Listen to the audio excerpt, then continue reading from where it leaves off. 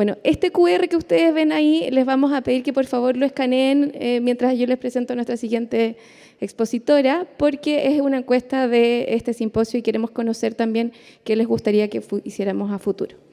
Bueno, a continuación, la doctora Castiglioni, nuestra directora de simposio.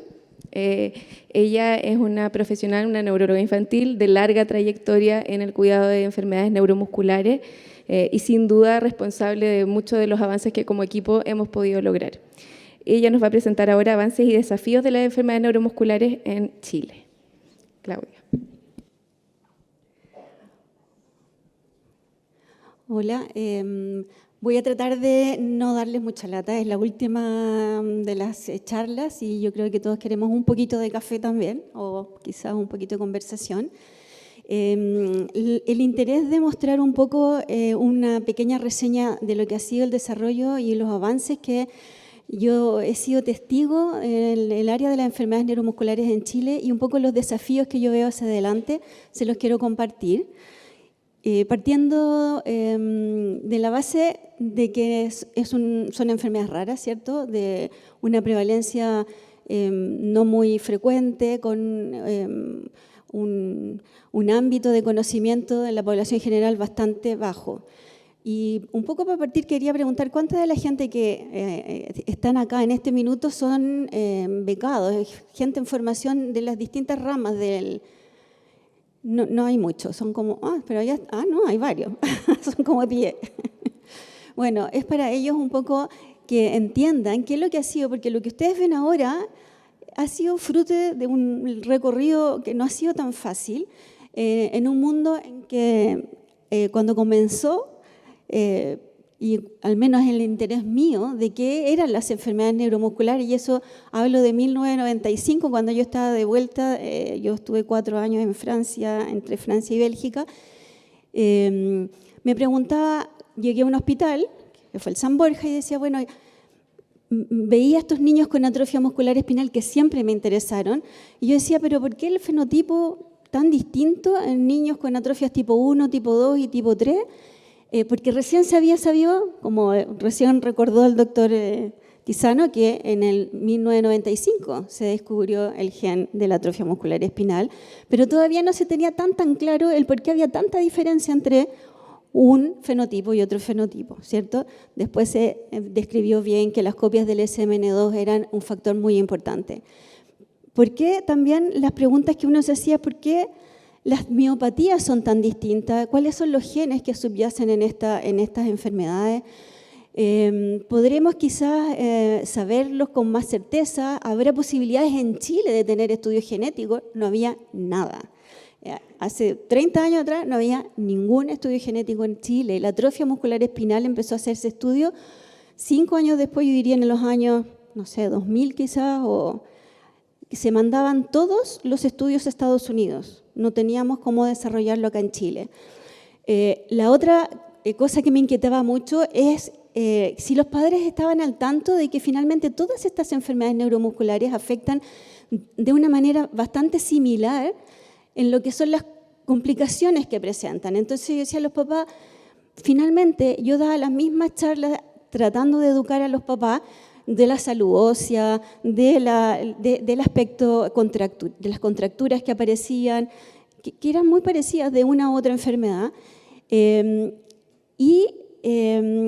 interesó también saber si habían sociedades civiles, agrupaciones de apoyo, leyes normativas que apoyaban a estos niños, las prevalencias de estas enfermedades y también la prevalencia en mi hospital. No habían. En el fondo, cuando uno trabaja en los hospitales, al menos en esa época, que recién llegaban los computadores, y no es tanto tiempo atrás, no había una estadística. ¿Qué pacientes estamos viendo? Sabíamos que veíamos, no sé, 18.000 consultas en el año. No teníamos idea de cuáles eran las enfermedades que estábamos viendo para poder planificar qué es dónde nos vamos a trabajar mejor o no. Y entonces también se habían publicaciones sobre los tópicos en Chile. Lo otro es mostrarle que hice este análisis ahora recién para esta presentación y vi que, claro, entre el 81 y el 2001, si yo ponía en Google, en PubMed, enfermedades neuromusculares Chile, habían 22 artículos científicos. Y cuando puse pacientes asociados a la búsqueda, era un solo artículo, uno de la doctora Klein-Stolberg y la doctora Varia, que hablaba sobre el rechazo en el diagnóstico de Duchenne en Chile.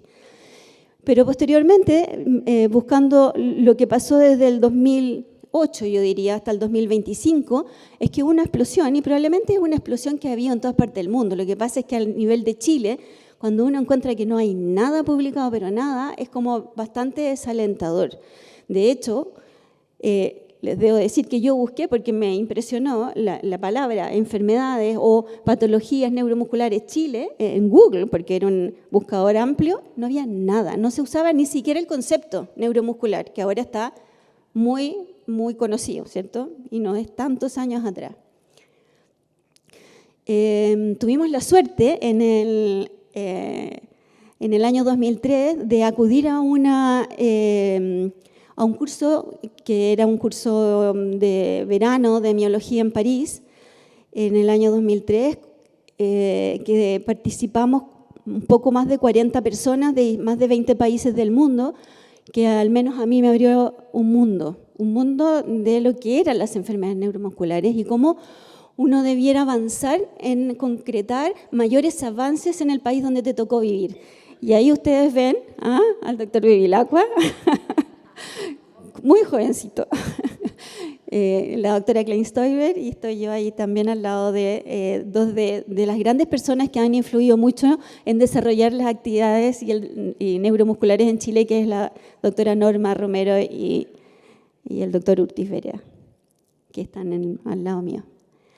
Bueno, yo fui muy matea en esa época, y iba con mi casito porque podíamos presentar casos clínicos. Entonces yo tenía esta paciente de 4 años, que era la menor de 2 hermanas, de padres sanos no consanguíneos, una hermana mayor que había fallecido a los 7 años, de una muerte que a mí me impresionó mucho porque era una niña que se seguía por escoliosis. Yo no la conocí, pero contaban, una chica que se seguía porque tenía una escoliosis bien severa, y que sin mediar ninguna patología respiratoria, sin mediar nada, le dieron el almuerzo en su cama o en su casa, y la mamá le fue a dejar la bandeja de vuelta a la cocina y volvió, estaba muerta. Y con esa historia, que en el fondo impacta, y yo veía que esta chiquitita en el fondo empezó sus síntomas, mi paciente, a los 6 meses, porque la madre había ya notado una deficiencia de la columna, con unos hitos motores normales, porque caminó a los 14 meses, empezó a presentar una escoliosis progresiva con dificultad leve para pararse del suelo, un Gowers leve, con amiotrofia de la musculatura cervical, bastante débil a nivel del cuello y bastante prominente a ese nivel de debilidad. Y tenía un tórax con muy poca expansión torácica y usaba mucha musculatura accesoria del cuello para respirar. La ingresamos a una evaluación de programa de apoyo ventilatorio solo después que pudimos entender qué es lo que tenía, porque la verdad no tenía idea lo que tenía esta niña. La biopsia muscular mostraba una variabilidad del tamaño de la fibra, pero no había ninguna otra alteración como estructural de las fibras musculares. Esta es la paciente, ustedes ven, ella no podía elevar la cabeza contra la gravedad, se le caía, y tenía esta escoliosis que había sido progresiva ya desde detectada antes del año de edad. Caminaba con un poquito de bamboleo, y lo que más a mí me asustaba, esta es la hermana que había fallecido de una muerte súbita. Y entonces empecé a investigar qué es lo que podía hacer que tuviera, porque no estaba en mi cabeza que fuera una miopatía esto, la verdad, fuera que la biopsia que se la hicimos después, porque yo buscando un poco qué es lo que podía tener, encontré un antiguo libro del doctor Dubowitz acerca de patologías musculares, y encontré que quizás eso podía ser quizás lo que tenía mi paciente, que es Rigid Spine Syndrome, buscando en el fondo, en busca de un nombre, ¿cierto?, que era un libro muy antiguo. De hecho era una foto en blanco y negro que también teníamos, no sé si era fotocopiado, porque usábamos mucho fotocopiar libros en esa época. Y después, en el fondo, buscando ya en la literatura, me encontré con esto y dije, esto sí se parece mucho, el fenotipo era muy parecido, y entonces encontré, acuérdense, era el 2002, antes de irnos al 2003, encontré este paper que justo el 2002 se había recién el 2001, en realidad se había descubierto el gen que provocaba este síndrome de espina rígida y que tenía un síndrome de restricción respiratoria. Ahí yo aprendí que había eso, que existía lo que era la enfermedad por restricción respiratoria, porque la caja torácica era rígida, porque la columna era rígida, y que eso, y estaba descrito, si no tengo mala memoria, que habían pacientes ahí ya que se sabía que esta patología podía producir muerte súbita. Muerte súbita sin mediar ninguna patología, porque en el fondo la hipercapnia era galopante y nadie la detectaba. Los niños no ventilaban bien. Entonces yo fui, como les dije, muy matea con mi DNA, que ya podíamos extraer DNA, a París y con esta presentación, y les pareció que sí, que era el fenotipo correspondiente, y fue uno de los pacientes que, el primer paciente que tuvimos en Chile que tenía una selenopatía, que gracias al apoyo de la gente de Francia pudimos detectarlo. Posteriormente se publicó hace no tanto, no sé cuándo fue esto, se fue muy poco, una descripción allá de la historia larga de muchos pacientes recolectados a través del mundo, que podemos ver la historia de estos pacientes y su historia natural, donde también están nuestras pacientes chilenas. Entonces fue una serendipity, a mí me gusta esa palabra, porque a veces ocurren eventos que por chance son felices y beneficiosos para todos, ¿cierto? Y lo que me quedó claro de ese evento, que fue la Escuela de Verano de Miología, es que había un claro progreso en estas enfermedades raras, que existía gente de verdad investigando en el laboratorio, haciendo traslación en forma seria, muy dedicada, que se comenzaba a entender las causas subyacentes, que había mucho desarrollo en la parte genética y que era fundamental colaborar. Había que medir la funcionalidad motora de los pacientes, porque en esa escuela también nos mostraron que ellos estaban desarrollando la escala MFM, que yo no tenía idea de la escala. ¿Qué es una escala? ¿Para qué sirve? ¿Por qué hay que medir a los pacientes? No tenía idea. Entonces volví y afortunadamente también es una serendipity. Estaba Cecilia Hervia trabajando en el San Borja, la doctora, como le dicen muchos pacientes, la doctora Hervia. Y la entusiasmé para que, a ver si podíamos hacer que alguno de sus alumnos hiciera una tesis aplicando la escala para, en el fondo, evaluar la posibilidad de que esto sea aplicado más masivamente en los pacientes con enfermedades neuromusculares. Y entonces ahí apareció Giancarlo Calcano, que también está por allí, que nos han seguido hasta el día de hoy por las distintas clínicas y hospitales también que hemos pasado. Y entonces Giancarlo hizo su tesis en evaluación de pacientes con Duchenne y también aplicó la escala MFM a un número importante de pacientes. Entonces aprendimos el valor de aplicar escalas en la historia natural de nuestros pacientes, porque no teníamos ningún tratamiento. Y también llegué con el entusiasmo de hacer talleres para padres, alcancé a hacer solo 2 y me fui de ese hospital. Pero yo creo que es una cosa que es importante, y en parte lo que hemos hecho ahora también. Mañana les paso el aviso que, si bien está pensado para padres, en la jornada de mañana también los profesionales de la salud pueden venir. Uno aprende mucho de los pacientes y entonces están todos cordialmente invitados si quieren además venir mañana. Pero está pensada para educar también y dar cabida a los padres a que pregunten sus cosas. Y también, bueno, como les digo, miren todas las cosas que pudimos hacer después de llegar de ese 2003, que dije, bueno, pero ¿cómo hacemos que esto también se expanda a más colegas? Y logré que algunas de las colegas que ya llevaban más tiempo trabajando en neuromuscular nos entusiasmáramos para empezar a hacer un grupo que estuviera al alero de la SOMNIA, de la Sociedad de Neurología, de un grupo de estudios especiales específico de enfermedades neuromusculares y trastornos motores. Así que en esa época también partimos con esas reuniones que han pasado mucho tiempo, distintas directoras y comités directivos desde el minuto. Otro hito importante fue el EVELAM 2008, que afortunadamente contamos con el liderazgo y la tenacidad del doctor Bevilacqua, que jodió hasta que hicimos el EVELAM, ¿cierto? Y ese fue el primer EVELAM que hicimos, que todavía el EVELAM, si ustedes no lo conocen, es una gran estructura de aprendizaje para enfermedades neuromusculares. No sé, Jorge, ¿en cuánto va ya el EVELAM? Este año es el número Ya vamos en 18, Evelam. Ustedes pueden ver ahí, desde el 2003 al 2008, en 5 años, cómo se puso corbata. El doctor Bevilacqua ya no era tan informal, ¿ya? Y quizás muchos de ustedes pueden estar por ahí, ¿eh? ¿Cierto? Es una foto bonita. Ya. Y luego empezó una cosa que para mí fue maravillosa, que es poder acceder a estudios genéticos gracias a colaboraciones de gente con mucha generosidad, porque en Chile seguíamos sin tener ninguna posibilidad de hacer estudios genéticos.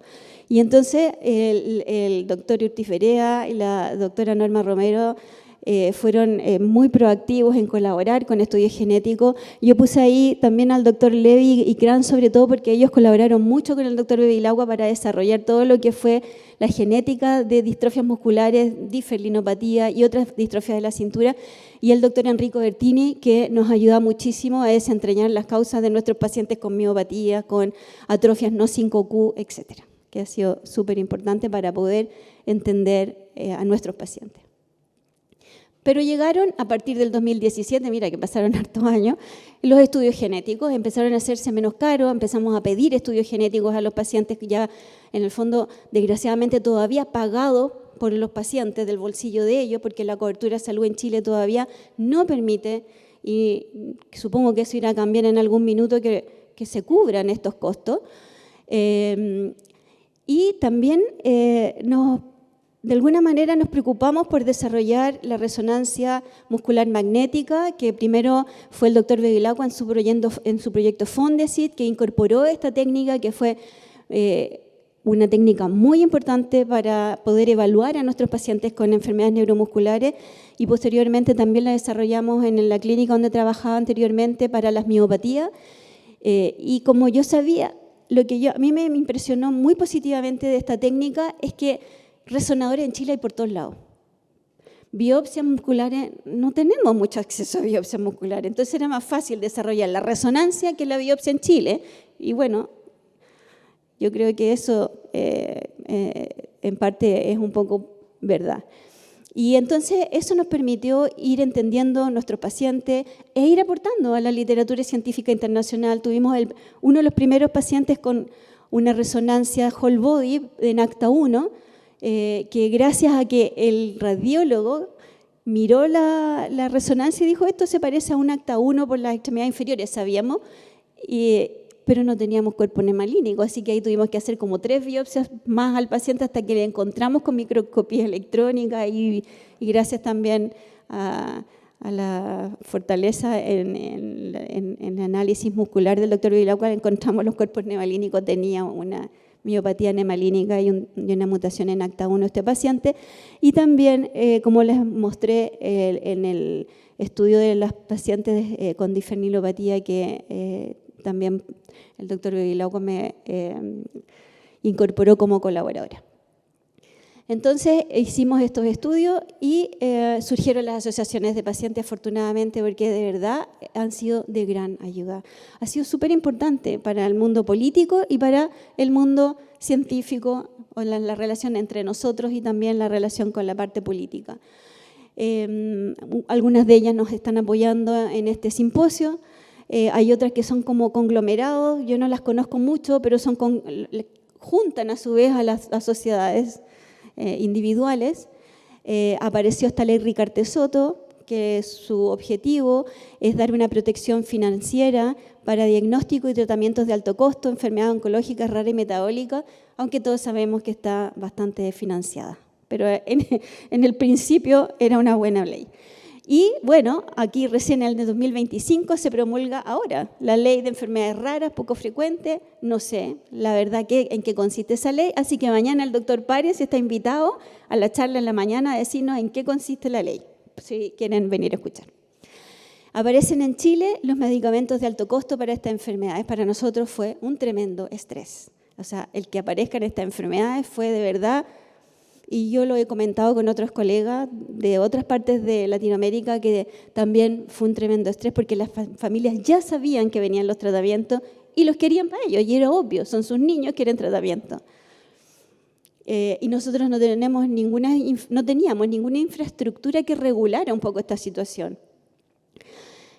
También como avance es que tímidamente, porque yo creo que es muy tímido todavía, es que aparecen algunos programas de formación en enfermedades neuromusculares y electrofisiología. Yo estuve haciendo una investigación justo antes de hacer esta. Cuesta N conseguir, les digo, a todos los que están aquí, son responsables de programas de formación en neuromuscular, cuesta mucho encontrar información, casi no se encuentra. Y finalmente la gente busca por la web. Así que, ojo, hay que mejorar eso. Pero al menos sí han aparecido y entonces la gente se puede formar un poco mejor. Y también el que ha sido un éxito, y no porque sea la Cecilia, la jefa y la docente encargada del Diploma de Manejo Integral de Enfermedades Neuromusculares, que ha sido bastante importante y me parece que hay mucha gente que sí se ha formado en ese diplomado. Afortunadamente también nosotros, como nos dimos cuenta de que junto con la clínica teníamos que tener acceso, porque a los estudios clínicos nos enseñan mucho, enseñan a ser rigurosos, enseñan a medir resultados en forma rigurosa, enseñan en el fondo a hacer una medicina que me parece que es de buena calidad o quizás de mejor calidad, y también le da acceso a pacientes a tratamientos que si no, no tendríamos ninguna posibilidad. Y de poquito a poquito hemos logrado tener algunos estudios clínicos también en Chile. No solo nosotros, también yo sé que hay algunos otros centros que han podido tener acceso a estudios clínicos de Duchenne, por ejemplo. Y este año para nosotros fue una gran alegría saber que pudimos sacar un Fondesit, que son de estos fondos regulares del Estado, que son de 4 años, es un Fondesit regular que nos va a permitir indagar con estos 4 PhD que están asociados a este proyecto, algunas de las incógnitas que tenemos de la fisiopatología de la atrofia muscular espinal. Hay otros Fondesit también, yo les pedí al principio disculpas por no decir todo lo que se ha hecho porque no tengo conocimiento de todo, pero también hay otros Fondesit, pero también son pocos, que incorporan pacientes, ese es el punto, que incorporen pacientes que no sean solo de ciencias básicas. Y bueno, esto es lo que a nosotros nos enorgullece un poco en este minuto, el poder tener estudios clínicos que están corriendo en nuestra unidad. También pudimos colaborar, por ejemplo, con el doctor Eduardo Malfatti en hacer un estudio más extenso en cerca de 20 familias nuestras en que se le pudo hacer exoma, que son pacientes con enfermedades muy raras, porque ya tenían estudios genéticos nuestros negativos. Y también un consorcio LatinSec con la Universidad de Newcastle, que empezó el año pasado, que hay no sé cuántos centros, deben ser como 30 centros latinoamericanos que están incluidos en ese consorcio. Nosotros mandamos 68 familias, son 205 pacientes que mandamos muestras para hacer análisis y estudios genéticos de enfermedades neuromusculares en estos pacientes, que son cosas que van avanzando, que ya nos permiten en el fondo tener un poquito más de esperanza, que no estamos tan estancados en el desarrollo en Chile de las enfermedades neuromusculares. Y la experiencia directa que tenía nuestro equipo, uno es que tenemos que llevar registro, o sea, si uno no sabe lo que mira, entonces tampoco sabe cómo proyectar el futuro, y entonces hay que registrar lo que uno hace, lo que uno ve, lo que uno mira. Nosotros tenemos a lo largo de estos años registrados en nuestros registros personales 148 pacientes con atrofia muscular espinal que los hemos evaluado, y por eso probablemente Cecilia y Giancarlo deben ser una de las personas que más han evaluado pacientes con atrofia muscular espinal. Esa es cómo se distribuyen, son pacientes con AME tipo 1, AME tipo 2, AME tipo 3. Lo puse en verdecito, un verdecito ahí muy tímido, 1, AME tipo 1, AME tipo 2, AME tipo 3, 1, que son pacientes detectados en presintomáticos. ¿Pero por qué? Porque tenía un hermano, entonces le hicimos un análisis de la atrofia espinal apenas nació. Uno de ellos, o sea, los tipo 1 y los tipo 2, pero el tipo 3 es un paciente, como decía el doctor Tizano, que tiene 2 hermanos afectados. Cuando los conocimos, esos hermanos, la chiquitita se veía también, tenía 3 años, yo ni pensé que había posibilidad en ese minuto de que pudiese tener una forma de una atrofia muscular espinal, y la vimos ahora recién a los 15 años, a los 15 de esa niña, solo porque le dolía la rodilla, nada más. Los papás le llamó la atención, la niña no tiene reflejo, no tiene debilidad, pero ya le hicimos el estudio y también tiene lesión homocigota del gen SMN1. O sea, no sé si va a ser un AM3 tardío o un asintomático, pero tiene 15 años, le queda harto todavía tiempo para recorrer, para saber si va a tener síntomas. Esta es una estadística del 2002. Lamentablemente en Chile bajan las tasas de natalidad. En esa época, en el año 2003, teníamos 173.000, bajaron en 30.000 el año pasado. Y entonces yo calculé la incidencia en esa fecha, tendríamos entonces que en el año nacen 17 niños con ANAM en Chile, del cual la mitad debieran ser AM1, por lo tanto debieran solo nacer 9 pacientes en Chile. No son tasas que son tan grandes como para pensar que podemos además hacer un screening neonatal de AME. En Chile existen 3 terapias modificadoras con registro sanitario que fueron incorporadas bastante rápido a los registros chilenos después que se incorporaron en el mundo, pero hay una inequidad muy importante en el acceso. Los pacientes con seguros privados, la ISAPRE, que corresponden al 20% de la población, acceden a estos tratamientos bastante rápido.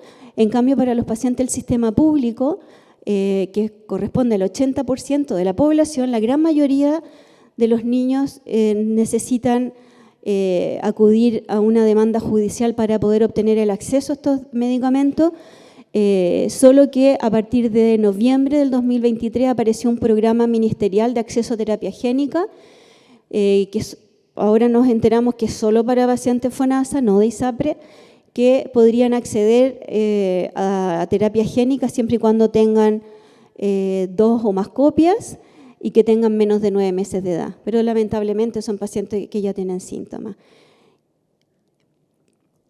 En nuestros datos de pacientes que hemos seguido y analizando un poco cuáles son los tratamientos que tienen estos niños, tenemos que en general de estos pacientes, 103 están con terapias modificadoras de la enfermedad. Eso es un 71% de todos los pacientes. Probablemente estoy un poco abajo porque cada vez son más los pacientes que se incorporan a terapias modificadoras. Y es lo que yo decía cuando al primer día comentaba que finalmente si en Chile la gran mayoría de los pacientes reciben terapias modificadoras, o sea, es de la costo-efectividad, es hacer screening para poder darlos temprano y que esos pacientes no estén usando camas de UCI, hospitalizaciones domiciliarias, etcétera, etcétera. Bueno, eso. Spinraza fue el primer medicamento que se usó en Chile. Nuestros pacientes, 72 pacientes, 10 pacientes han recibido otra terapia, además de Spinraza. 7 pacientes han recibido terapia génica posterior a Spinraza. 3 de ellos mantuvieron Spinraza post-terapia génica. 2 pacientes se cambiaron de tratamiento y un paciente recibe Spinraza posterior a la terapia génica. Un paciente suspendió el tratamiento y no continuó con ninguna terapia. Es un paciente con mucho daño, que ya nació con PO bilateral. Tenemos en estos pacientes que han recibido tratamiento 6 que han fallecido. Uno fue un accidente, tuvo un accidente, se le dio vuelta la silla de ruedas, TEC cerrado en otro país y falleció, y los otros han sido causas respiratorias.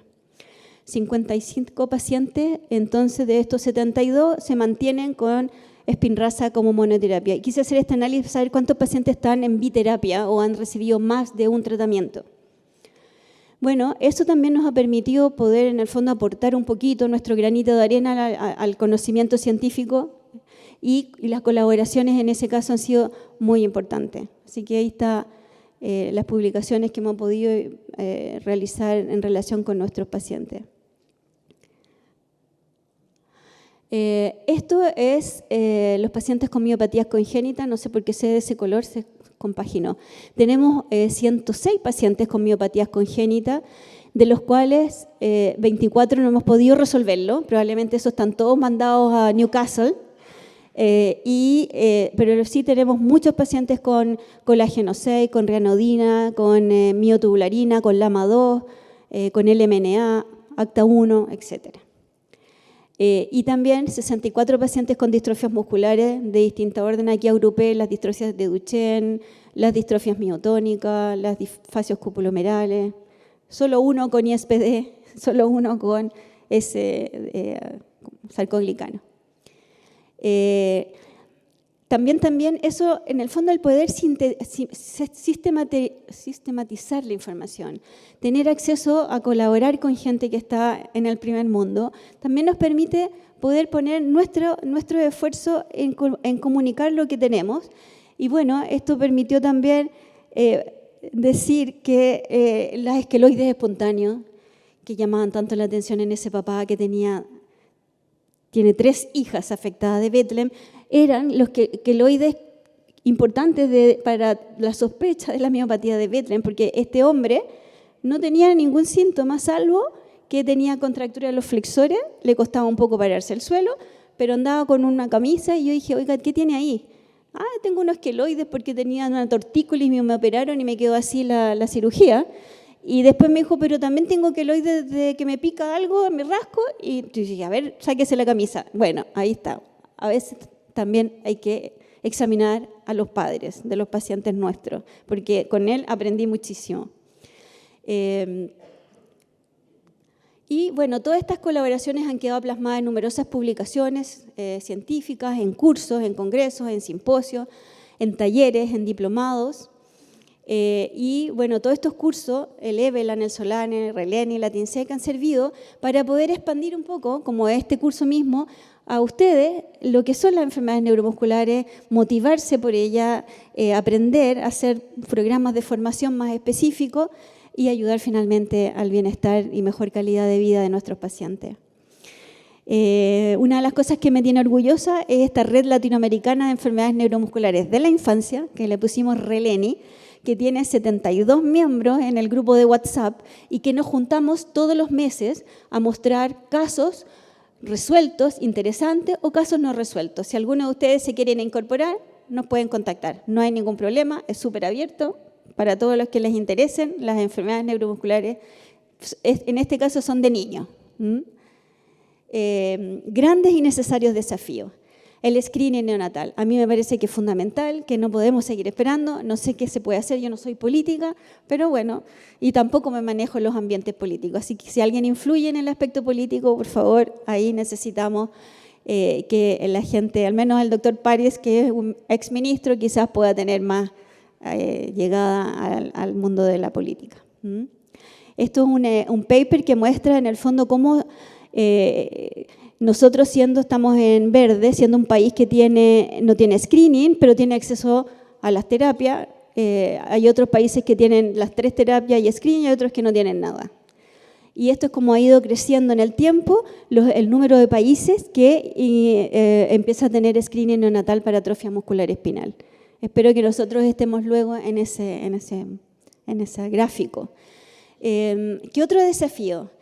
Desarrollo de estudios genéticos amplios a nivel local. O sea, seguimos dependiendo de que el estudio se va a Estados Unidos o que tenemos colaboraciones amplias con distintos... Pero acá en Chile no puede ser. Expansión de colaboraciones con el mundo de las ciencias básicas me parece que es muy importante. Más y mejor traslación me parece que es demasiado importante. En algún minuto yo pensé que podíamos crear un sistema local.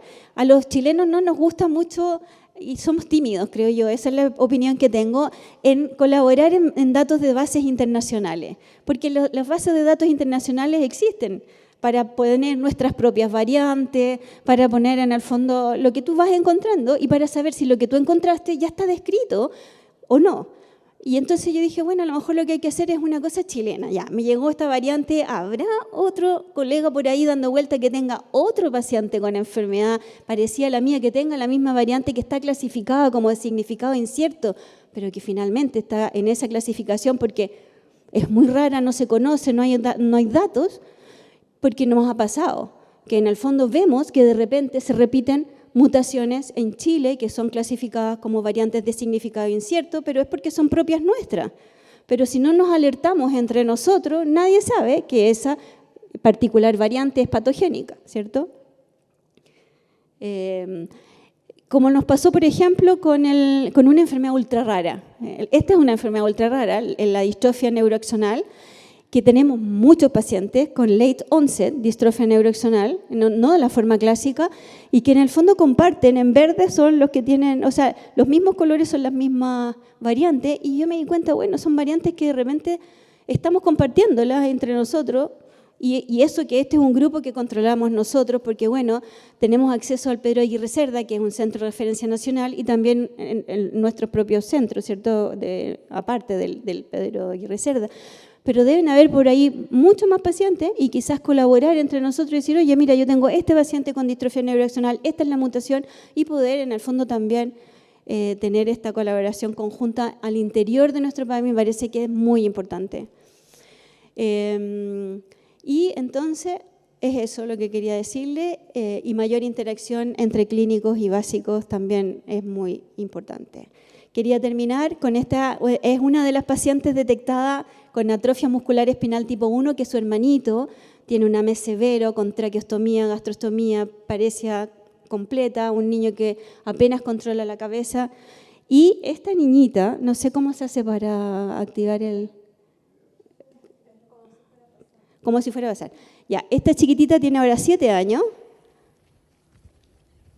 7 años, recibió Zolgensma, terapia génica, a las 4 semanas de edad en Estados Unidos, porque tuvo la serendipity de nacer en un minuto en que estaba recién abierto, la doctora Segudo estaba abriendo la terapia génica y me dijo, mándalo. La mandamos en un avión como pudimos y recibió al mes de edad su terapia génica y miren cómo está ella. La mamá me la mandó hoy día. Esa es ella, una niña con AME1, o sea que iba a ser una AME1.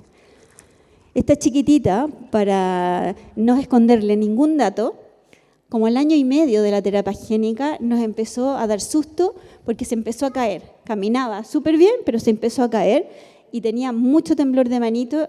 Y dije, chuta, se estará perdiendo el efecto de la terapia génica, así que le conseguimos Risdiplam y con Risdiplam también se fue, pero hasta ahora está súper bien. Eso, bueno, entonces los cambios son significativos, ¿cierto? Hemos sido testigos de un cambio en las enfermedades neuromusculares. A mí me fascina este ámbito de la medicina y quiero entusiasmar sobre todo a los jóvenes que sigan formándose. Eso.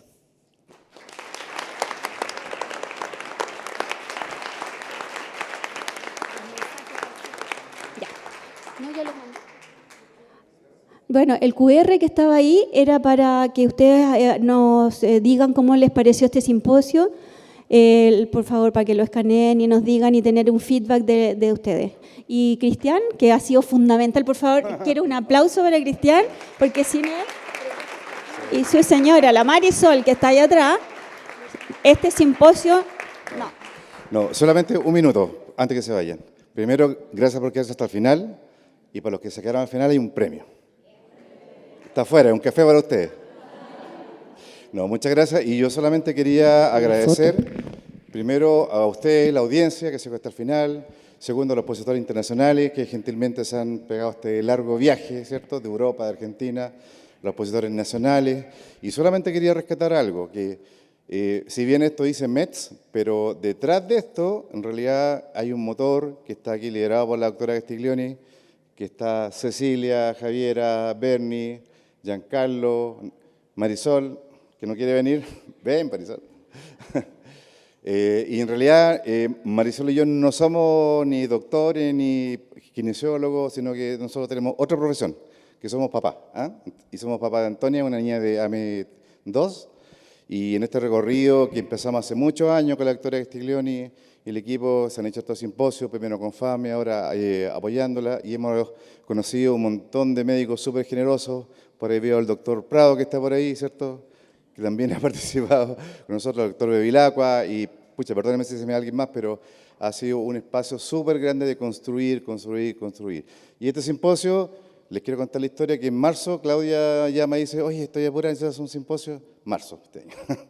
Entonces ahí nos pusimos las pilas, armamos un programa, los temas, reuniones los días domingos, en la semana, qué sé yo, fueron varios meses y por eso es que es importante, yo quería resaltarlo porque fue un esfuerzo grande de organización, estábamos asustados con la audiencia, al final se logró la audiencia, así que, y gracias por venir y por este espacio que en realidad para mañana hasta la familia, están todos invitados mañana si quieren participar y si no, les vamos a mandar un link que va a ir en un streaming.